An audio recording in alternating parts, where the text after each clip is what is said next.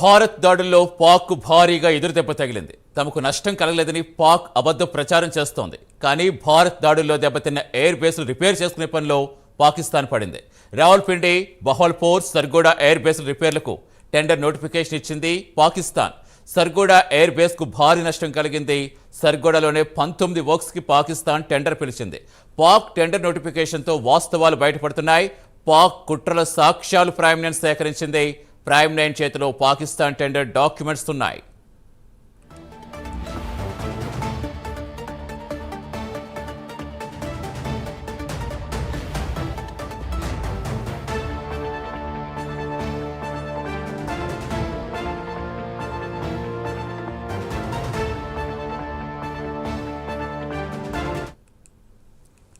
భారత్ దాడుల్లో పాక్ భారీగా ఎదురుదెబ్బ తగిలింది. తమకు నష్టం కలగలేదని పాక్ అబద్ధ ప్రచారం చేస్తోంది. కానీ భారత్ దాడుల్లో దెబ్బతిన్న ఎయిర్ బేస్లు రిపేర్ చేసుకునే పనిలో పాకిస్తాన్ పడింది. పూర్తి సమాచారం ఇచ్చేందుకు మా అసోసియేట్ ఎడిటర్ రాజు జాయిన్ అవుతున్నారు. రాజు, ఆ బుకాయించడం, అబద్ధ ప్రచారాలు చేయడం పాక్ ఏం కొత్త కాదు. ఎక్కడైనా సోషల్ మీడియాలో తప్పుడు ప్రచారం జరిగితే అక్కడ ప్రభుత్వాలు ఖండిస్తూ ఉంటాయి. కానీ అక్కడ ప్రభుత్వమే అధికారికంగా తప్పుడు ప్రచారం చేయడం కూడా మనం చూస్తూ వస్తాం. ఎందుకంటే రీసెంట్గా చూస్తాం, మన S-400 నిర్వీర్యం చేస్తామని పాకిస్తాన్ అధికారికంగా తప్పుడు ప్రచారం చేసినప్పటికీ అక్కడ పాక్ జర్నలిస్టే ఖండించిన పరిస్థితి. సో ఇప్పుడు పాక్ ఎయిర్ బేస్లకు సంబంధించి ప్రపంచవ్యాప్తంగా చూస్తుంది ఎన్ని ధ్వంసమయ్యాయో. కానీ ఏం జరగలేదంటూనే ఇప్పుడు మళ్ళీ నోటిఫికేషన్ పిలవటం. ఇప్పుడు మీ దగ్గర ఉన్న సాక్ష్యాలు ఏంటి? ఇప్పుడు మన ఆల్రెడీ స్క్రీన్ మీద డిస్ప్లే చేస్తున్నారు. ఏంటి, ఏ ఎయిర్ బేస్లు ధ్వంసమయ్యాయి, వేటికి టెండర్ పిలిచింది? రైట్ సతీష్, మొత్తాన్ని మీరు చెప్పినట్టు మొదటి నుంచి కూడా పాకిస్తాన్ భారత్ మీద విషయం కక్కుతుంది. అంతేకాకుండా భారత్కు వ్యతిరేకంగా అబద్ధపు ప్రచారాలు చేస్తుంది. ఆపరేషన్ సింధూర్ మీద ఇష్టానుసారం పుంకాలుగా అబద్ధాలని నిజాలని చెప్పేసి నమ్మించేటువంటి ప్రయత్నం చేస్తుంది. సరే, ఆ విషయాలను కూడా పక్కన పెడితే ఇటీవల నరేంద్ర మోడీ కావచ్చు, అంతేకాకుండా రాజ్నాథ్ సింగ్ ఇద్దరు కూడా పాకిస్తాన్ సంబంధించిన ఎయిర్ బేస్లు మన దాడులతోటి ధ్వంసమయ్యాయని చెప్పేసి సాక్ష్యాలతో సహా చెప్పినటువంటి పరిస్థితి. అయితే దీనికి సంబంధించి ఎస్పెషల్లీ పాకిస్తాన్ కాస్త దీన్ని బుకాయిస్తూ వస్తుంది. మాకు ఎక్కడ దాడులు జరగలేదని. అయితే నిన్న జరిగిన సమావేశంలో ఆ ప్రధానమంత్రి షహబాజ్ షరీఫ్ అయితే ఒక క్షిపణి వచ్చి దాడి చేసింది సర్గోడా అంటే నూర్ఖాన్ ఎయిర్ బేస్లో అని చెప్పేసి నాకు సమాచారం ఇచ్చాడు అసీం మునీర్ అని చెప్పేసి ఆయన మాట్లాడాడు.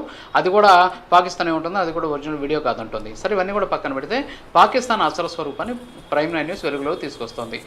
ఇప్పుడు ప్రైమ్ లైన్ స్క్రీన్ మీద మనం చూడొచ్చు, పాకిస్తాన్కి సంబంధించి ఒక ఎయిర్ బేసు, 2 సైనిక స్థావరాలు, అంటే 3 కూడా ఎయిర్ బేస్లే. ఒకటి వచ్చేసి రావల్పిండికి సంబంధించిన ఎయిర్ బేసు, రెండోది వచ్చేసి బహవల్పూర్కి సంబంధించిన ఎయిర్ బేసు, మూడోది వచ్చేసి సర్గోడాకి సంబంధించిన ఎయిర్ బేసు. ఈ 3 ఎయిర్ బేసులకు సంబంధించి నిన్న రాత్రి పాకిస్తాన్ అధికారిక వెబ్సైట్లో టెండర్లు పిలవడం జరిగింది. ఏం టెండర్లు అంటే అది ఈ 3 ఎయిర్ బేసులకు సంబంధించి కొన్ని రిపేర్ వర్క్స్ ఉన్నాయి. ఆ రిపేర్ వర్క్స్కి సంబంధించినటువంటి టెండర్లో పాల్గొనండి అని చెప్పేసి టెండర్ పిలిచినటువంటి పరిస్థితి. వాటిని మనం ప్రైమ్ లైన్ స్క్రీన్ మీద చూస్తున్నాం. ఏంటి ఆ టెండర్లు అంటే, అక్కడ ఉన్నటువంటి కొన్ని పనులు చేయడం కోసం, అక్కడ రిపేర్లు చేయడం కోసం, ఆర్మీకి సంబంధించినటువంటి ధ్వంసమైనటువంటి వెహికల్ ప్లేస్లో కొత్త వెహికల్స్ తీసుకోవడం కోసం, అంతేకాకుండా ఏదైతే ఈ విద్యుత్ వ్యవస్థ ఏదైతే నిర్వీర్యమైందో దానికి సంబంధించి దానికి రిపేర్ చేయడం కోసం ఇలా రకరకాలైనటువంటి వర్క్స్కి పిలిచినటువంటి పరిస్థితి. అంటే ఎందుకు పిలిచింది అంటే, ఖచ్చితంగా భారత్ పంపినటువంటి క్షిపణులతోటి ఆ 3 ఎయిర్ బేసులు భారీగా దెబ్బతిన్నాయి. ఎస్పెషల్లీ సర్గోడాకి సంబంధించినటువంటి ఎయిర్ బేసు భారీగా దెబ్బతినింది. చూడొచ్చు మన ప్రైమ్ లైన్ స్క్రీన్ మీద దాదాపు 19 వర్కులకు సంబంధించి ఒక్క సర్గోడా ఎయిర్ బేస్కు సంబంధించి పాకిస్తాను ఈ ఏదైతే దీనికి సంబంధించినటువంటి నోటిఫికేషన్ జారీ చేసిన పరిస్థితి. టెండర్కి సంబంధించి ఈ 19 వర్కులకు సంబంధించి ఒక్కొక్క వర్క్కి దాదాపుగా కూడా 2800 మిలియన్ రూపీస్ని వాళ్ళు ఖర్చు చేస్తున్నామని చెప్పేసి కూడా చెప్పినటువంటి పరిస్థితి. అంటే 2800 మిలియన్ రూపీస్ని వాళ్ళు ఇక్కడ ఖర్చు చేస్తున్నామని చెప్పేసి చెబుతూ కూడా ప్రకటించినటువంటి సిచ్యువేషన్ కనిపిస్తుంది. అంటే ఏ రేంజ్లో అక్కడ దెబ్బతినింది అంటే, మొత్తం 19 వర్కులు ఒక్క సర్గోడా ఎయిర్ బేస్లకే దెబ్బతినింది అంటే మన వాళ్ళు కూడా చూపించారు. ఎందుకంటే మన సైనిక అధికారులు కావచ్చు, అందుకే కూడా మన ప్రభుత్వం కూడా కొన్ని సాక్ష్యాలను బయటపెట్టింది. సర్గోడా ఎయిర్ బేస్కి సంబంధించినటువంటి ఫొటోస్ను అలాగే శాటిలైట్ ఇమేజెస్ను కూడా బయటపెట్టింది. అందులో స్పష్టంగా కనిపిస్తుంది సర్గోడా ఎయిర్ బేస్ ఏ స్థాయిలో దెబ్బతినిందో. అయితే ఇప్పుడు అదే విషయాన్ని ప్రైమ్ లైన్ న్యూస్ మన స్క్రీన్ మీద చూడొచ్చు. మొత్తం కూడా సాక్ష్యాలు కనిపిస్తున్నాయి. మొత్తం 19 సంబంధించినటువంటి వర్క్స్ ఏవైతున్నాయో ఈ వర్కులకు సంబంధించి టెండర్లు పిలిచినటువంటి పరిస్థితి. ఇందులో అనేక రకాలైన వర్కులు ఉన్నాయి. ఇక్కడ కూడా పాకిస్తాన్ కొన్ని జాగ్రత్తలు తీసుకుంది. ఏంటి అంటే, ఏం వర్కులు అనేది చెప్పాలా, కేవలం రిపేర్ వర్క్స్ అని మాత్రమే అందులో చెప్పినటువంటి సిచ్యువేషన్ ఉంది. అయితే ఇది 30 మే 2025 అంటే 2025 మే 30వ నాటికి చివరి తేదీ టెండర్లు స్వీకరించడానికి సర్గోడా ఎయిర్ బేస్కి సంబంధించిన వర్క్స్ అని చెప్పేసి చెప్పేసి కూడా అందులో చెప్పినటువంటి పరిస్థితి. ఇంకోటి వచ్చేసి ఏదైతే రావల్పిండికి సంబంధించి, సో ఈ రావల్పిండికి సంబంధించి అక్కడ వచ్చేసి కొన్ని వెహికల్స్ అంటే మిలిటరీ వెహికల్స్కి సంబంధించినటువంటి ఇష్యూస్ కావచ్చు, అంతేకాకుండా కంటింజెన్సీకి సంబంధించినటువంటి ఇష్యూస్ కావచ్చు, దీంతోపాటు ఏదైతే కొన్ని రీప్లేస్మెంట్ వర్క్స్, తర్వాత వచ్చేసి మెయింటెనెన్స్ వర్క్స్, రిపేర్ వర్క్స్, వీటికి సంబంధించి కూడా అక్కడ టెండర్ పిలిచినటువంటి పరిస్థితి ఉంది.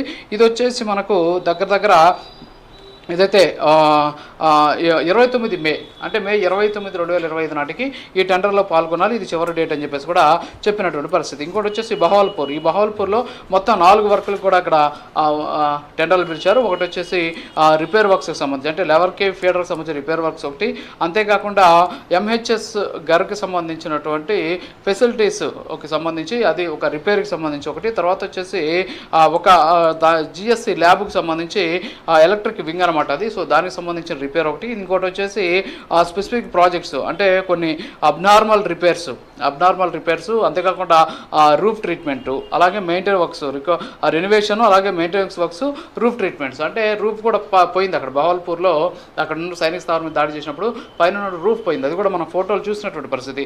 సో ఇవన్నీ కూడా చూస్తే మనకు ఏంటి అంటే ఈ 3 సైనిక స్థావరాల మీద భారత్ దాడులు చేసింది.